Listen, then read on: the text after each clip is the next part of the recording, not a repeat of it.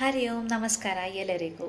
ಈಗ ಅಧಿಕ ಮಾಸದಲ್ಲಿ 33 ಸಂಖ್ಯೆ ಬಹಳ ವಿಶೇಷ. ಯಾಕೆ ಅಂತಂದರೆ 33 ದೇವತೆಗಳನ್ನು ರೆಪ್ರೆಸೆಂಟ್ ಮಾಡುತ್ತೆ ಅಂತ. ಆದ್ದರಿಂದ ಈಗ 33 ಸಂಖ್ಯೆಯಲ್ಲೇ ದಾನ ಮಾಡ್ತೀವಿ ಅಂತ ನಾನು ಮುಂಚಿತವಾಗಿ ಹೇಳಿದ್ದೆ. ಹಾಗೆ ಬರೀ ಅಷ್ಟೇ ಅಲ್ಲ, ಈಗ ಪ್ರತಿನಿತ್ಯ ಸಂಜೆ ಹೆಣ್ಣುಮಕ್ಕಳು, ಹೆಂಗಸರು, ಮುತ್ತೈದೆಯರು ಎಲ್ಲರೂ 33 ಹಾಡುಗಳನ್ನು ಹಾಡಿ ದೇವರ ಮುಂದೆ ಸೇವೆ ಮಾಡ್ತಾರೆ.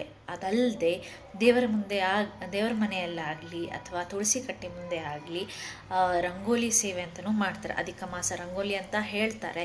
ಹಾಗೆ ಅದು ಯಾವ್ದಾರ ದೇವರದು ಚಿತ್ರವನ್ನು 33 ಸಲ ಬರೆಯುವುದಂತ ಆದರೂ ಆಗಿರ್ಬೋದು, ಇಲ್ಲ ನಾವು 33 ದೇವತೆಗಳನ್ನು ಬರೆಯೋದಂತಾಗಿರ್ಬೋದು, ಇಲ್ಲ 33 ಗೋಪದ್ಮವನ್ನಾದರೂ ಬರೆಯೋದಾಗಿರಬಹುದು. ಈ ಥರ ವಿಧವಾಗಿ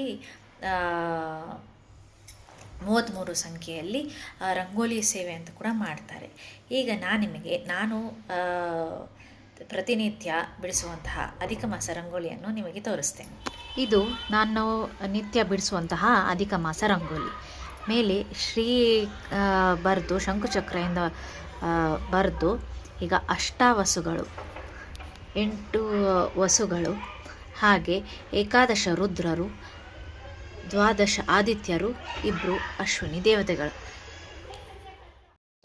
ಅಷ್ಟಾವಸುಗಳ ಹೆಸರು ಹಾಗೂ ಅವುಗಳ ಅಂತರ್ಯಾಮಿ ಭಗವದ್ ರೂಪಗಳ ಹೆಸರು, 11 ರುದ್ರರ ಹೆಸರು ಹಾಗೂ ಅವುಗಳ ಅಂತರ್ಯಾಮಿ ಭಗವದ್ ರೂಪಗಳು, 12 ಆದಿತ್ಯರ ಹೆಸರು ಹಾಗೂ ಅವುಗಳ ಅಂತರ್ಯಾಮಿ ಭಗವದ್ ರೂಪಗಳು, ಹಾಗೂ ಅಶ್ವಿನಿ ದೇವತೆಗಳ ಹೆಸರು ಹಾಗೂ ಅವರ ಅಂತರ್ಯಾಮಿ ಭಗವದ್ ರೂಪಗಳ ಹೆಸರು ಹೀಗಿವೆ.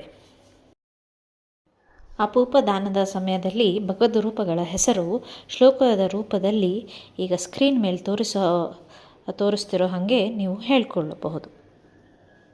ಮುಂದಿನ ವಿಡಿಯೋದಲ್ಲಿ ಸಿಗೋಣ. ಎಲ್ಲರಿಗೂ ಒಳ್ಳೆಯದಾಗಲಿ. ನಮಸ್ಕಾರ.